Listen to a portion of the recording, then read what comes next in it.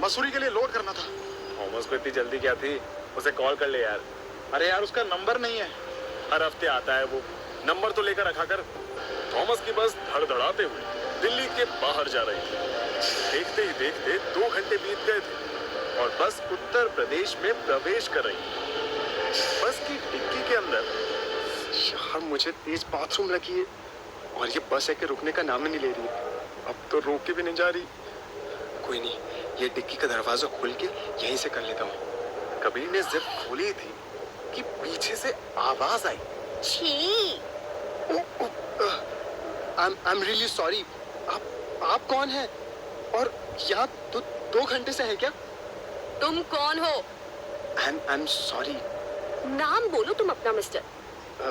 कबीर। यहाँ चोरी छुपे क्यों बैठे हो?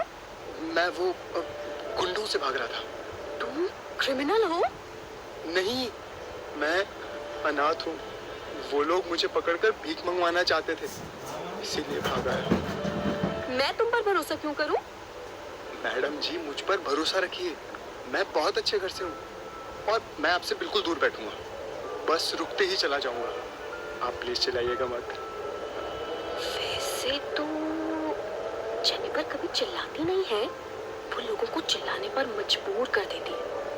पर मैं चाहूँ तो भी चिल्ला नहीं सकती ना, क्योंकि पापा को मालूम नहीं है ना कि मैं यहाँ उनकी गाड़ी की डिक्की में छिपे हूँ। वैसे भी मैं स्ट्रॉन्ग लड़की हूँ, ये कोई ऐसी वैसी हरकत करेगा तो मैं इसकी धुलाई कर दूंगी। पर तुम जाना कहाँ चाहते हो? ये बस तो मसूरी जा रही है। तो मैं मसूरी चल लूंगा, बस दिल्ली से दूर जाना है। वैसे एक बात पूछूं, ये बस आपकी है क्या? मेरी पापा की है। ओके, और मैडम आपका नाम क्या है? जेनिफर। अगर इसके पापा की गाड़ी है तो ये ऐसे डिक्की में छुप कर क्यों बैठी है? अंदर भी तो बैठ सकती थी। तुम, मेरा मतलब आप यहाँ क्या कर रही हो? मेरी माँ नहीं है। जब पापा काम से जाते हैं तो मैं बोर हो जाती हूँ और इसीलिए मैं भी यहाँ छिपकर पापा के साथ ही घूमने आ जाती हूँ। अभी अपनी प्रश्नावली बंद करो और बाथरूम दबा कर बैठो चुपचाप। पापा अक्सर थोड़ा आगे ही बस रोकते हैं।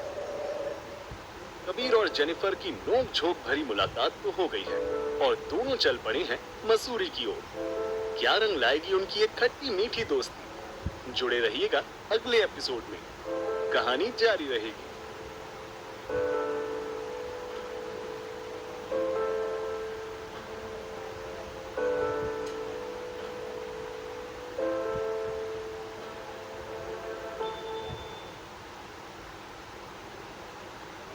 बस अब उत्तराखंड पहुंच गई थी और वहां कबीर के घर पर अफरा तफरी मच रही थी। प्लीज उठ जाइए। क्या हुआ आप सुबह सुबह? परेशान क्यों हो? कबीर गायब है, कहीं दिख नहीं रहा। और तो और मुझे उसके रूम से ये लेटर मिला है। लेटर? कैसा लेटर? इधर कबीर के घर लेटर मिलने पर कोहराम मचा हुआ था, वहीं दूसरी तरफ रुड़की के पास ढाबे पर बस रुक गई थी। कबीर ने डिक्की से देखा कि थॉमस खाना खा रहा है। मैं वॉशरूम जाकर आता हूँ और कुछ खा भी लेता हूँ, भूख भी लग रही है। सुनो, मैं कुछ लेकर आता हूँ। और मैं? तेरे लिए भी ले आऊंगा। और अगर पापा ने तुम्हें देख लिया तो? चिंता मत करो, ऐसा कुछ नहीं होगा। मैं यूं गया और यूं आया। कबीर चुपके से उतरा और ढाबे के पास वॉशरूम में घुस गया और फिर जब वो खाना ऑर्डर करने आया तो छी, ये ढाबा तो बहुत ही गंदा है। न जाने इसके पापा यहाँ कैसे खा रहे हैं। घर पे तो सब चकाचक थालियां होती थी और यहाँ तो ऐसा लग रहा है कि पुरातन काल से एक ही तेल इस्तेमाल किया जा रहा है। ढाबा तो बहुत गंदा लग रहा है। यहाँ का खाना नहीं खाया जाएगा मुझसे। आगे कोई दुकान देखता हूँ। वो होटल अच्छा लग रहा है। एक सेव चिवड़ा का पैकेट देना। और जब उसकी नजर बस पर पड़ी, अरे बस तो जा रही है। इधर कबीर की बस छूटी जा रही थी, वहीं दूसरी तरफ कबीर के घर पर उसकी मम्मी का बुरा हाल हो रहा था। कबीर घर छोड़कर भाग गया। क्या बोल रही हो सविता? उसने ये खत लिखा है, आप ही पढ़ लो।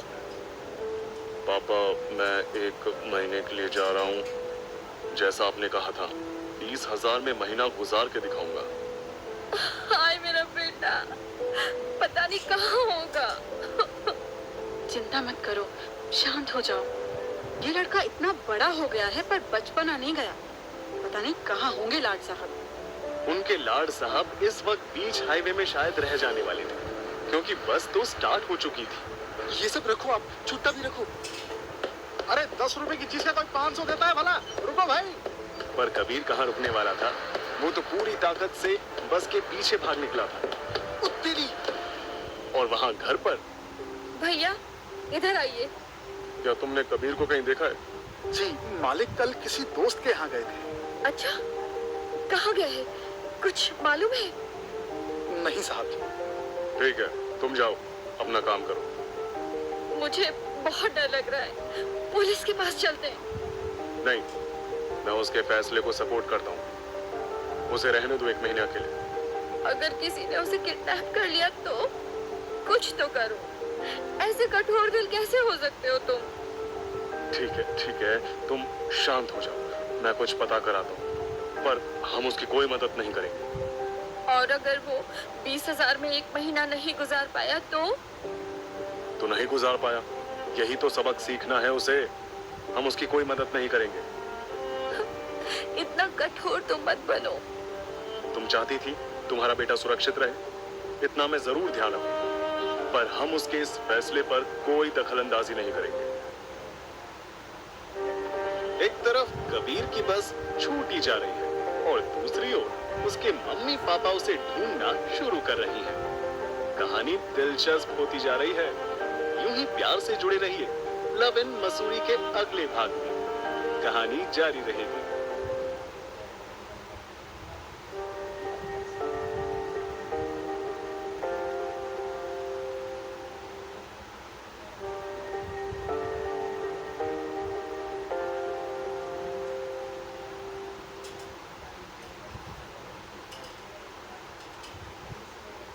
कबीर भागते भागते बस के पीछे तक पहुंच चुका था। बस के ऊपर चढ़ जाता हूँ।